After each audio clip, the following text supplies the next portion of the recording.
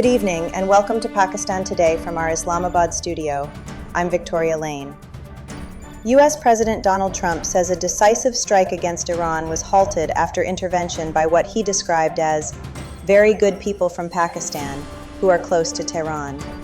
Speaking aboard Air Force One while returning from China, President Trump said he had not favored a ceasefire, but agreed after pressure from several countries, calling the move a favor to Pakistan. He praised Prime Minister Shehbaz Sharif and Chief of Army Staff Field Marshal Asim Munir for their role in helping prevent the attack. Trump also accused Iran of repeatedly undermining negotiations and warned that his patience was running out.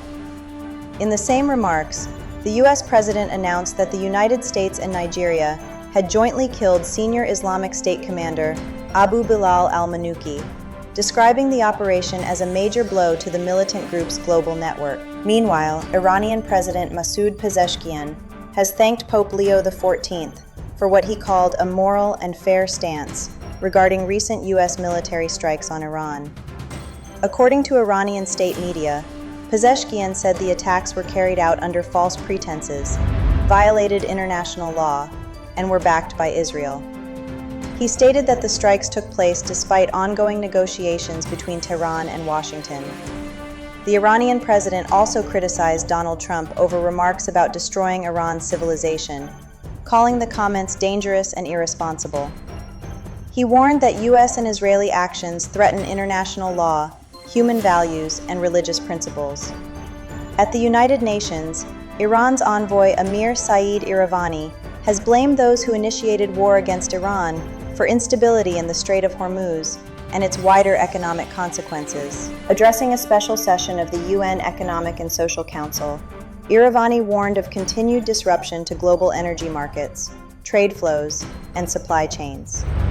He said Iran had faced 2 unlawful acts of aggression in less than a year, describing them as violations of the UN Charter and international law. The envoy added that instability in the region stems from military escalation by Israel and the United States, and warned that the consequences could continue even after military operations end.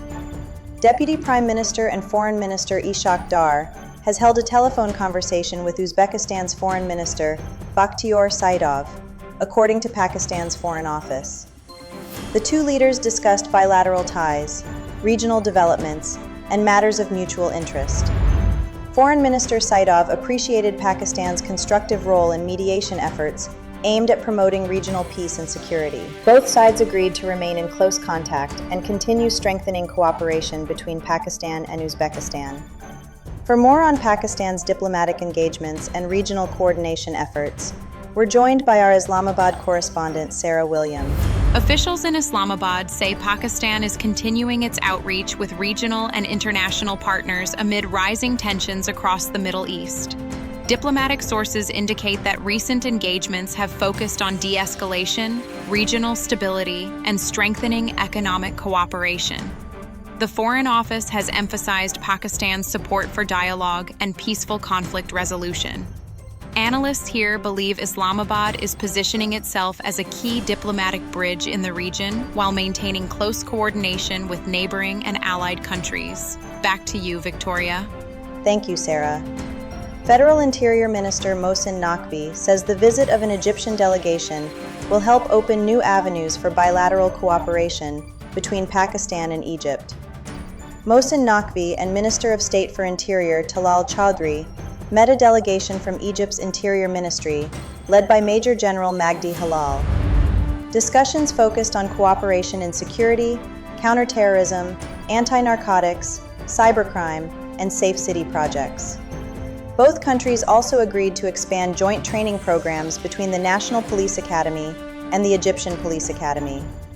The Interior Minister said Pakistan would take practical steps to further strengthen relations, while a Pakistani delegation is expected to visit Egypt soon. In economic news, the government has reduced the price of kerosene oil by 7.23 rupees per liter. According to a notification issued by the Oil and Gas Regulatory Authority, the new price has been set at 311.73 rupees per liter, down from 318.96 rupees. The Petroleum Ministry also announced that the petroleum levy on petrol has been reduced by 9.24 rupees per liter, bringing it down to 108.17 rupees. Meanwhile, the levy on diesel has been increased by 9.40 rupees to 52 rupees per liter. Earlier, the Petroleum Division had announced a 5 rupee reduction in the prices of both petrol and high-speed diesel. And finally, the National Disaster Management Authority has issued a nationwide weather alert for the next 12 to 24 hours.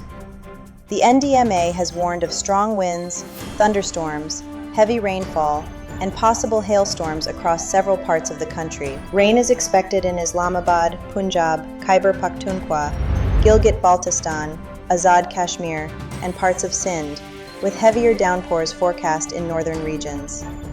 Authorities have also warned that rising temperatures combined with continued rainfall may accelerate glacier melting, increasing the risk of flash floods, glacial lake outburst floods, and landslides. Citizens are being advised to avoid unnecessary travel and follow official safety advisories. That's all for now. You're watching Pakistan Today. I'm Victoria Lane.